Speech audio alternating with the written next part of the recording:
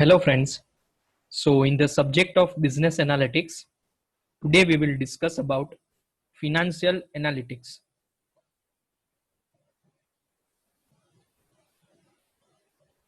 Financial analytics. Financial analytics is the creation of a business intelligence process to answer specific business questions and forecast possible future financial scenarios.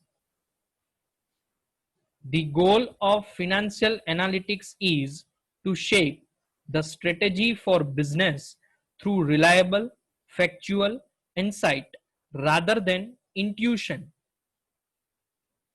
Financial analytics help business understand current and past performance, predict future performance, and make smarter decisions. Some of the key financial analytics that any business, regardless of size, should be using are: first, customer profitability analytics. It's important to differentiate between the customers that make you money and the customers that lose your money. Customer profitability usually falls within 80-20 rule, where 20% of your customers account for 80% of your profit and 20% of your customer account for 80% of your customer related cost. Knowing which is important.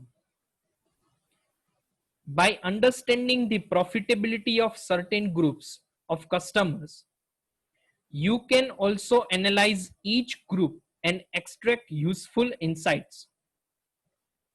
For example, you may discover that your very best customers made their first purchase from a particular advertisement in a particular magazine.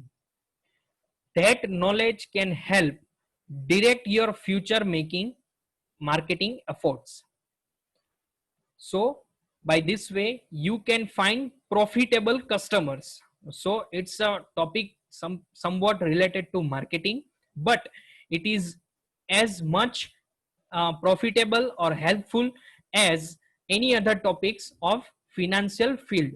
So that's why it is covered under financial analytics.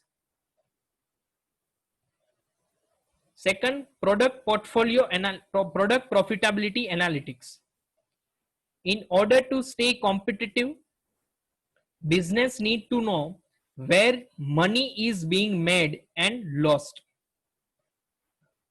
Product profitability analytics is a way of discovering profitability by individual product rather than looking at the business as a whole. To do this, you need to assess each product and its cost individually. The product profitability analytics helps businesses uncover profitability insights across the product range so better decisions are made and profit is protected and grown over time.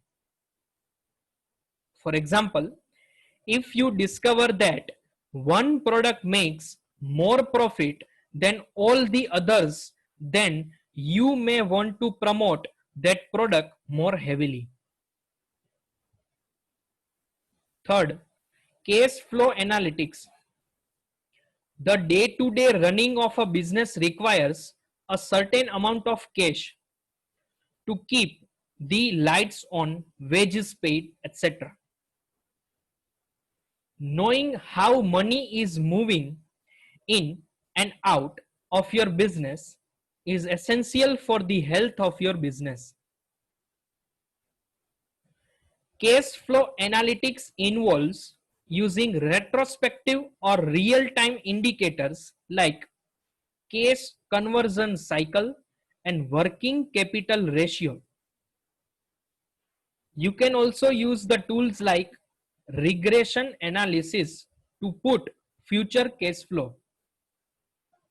Cash flow analytics can also support a variety of corporate functions.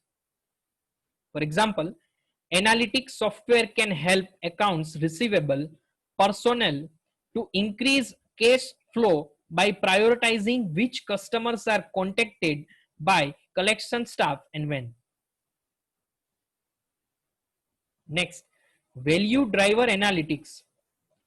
Most businesses have a sense of where they are heading and what they are trying to achieve.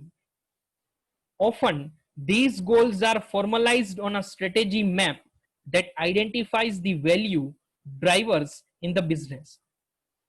Now, what is value drivers? So, value drivers refers to the factors that increase the value of a business in the event of a sole opportunity. For example, human capital, technology, economies of scale, etc. So these value drivers are the key levers that the business needs to pull in order to meet its strategic objectives. Value driver analytics is the assessment of these levers to ensure they actually deliver the expected outcome. For example, you may use price as one of your value drivers and assume that price influences sales and revenue. But you need to test that hypothesis so you can establish if you are right or not.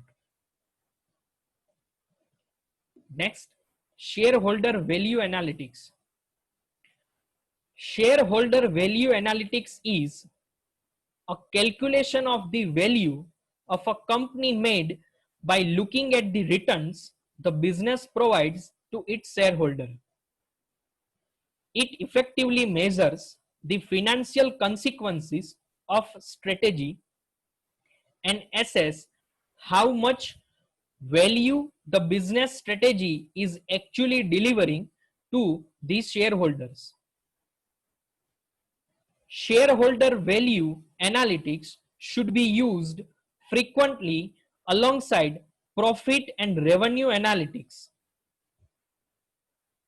To measure shareholder value analytics, you can use a metric called economic value added. This calculates the profit of a business when the cost of equity finance has been removed.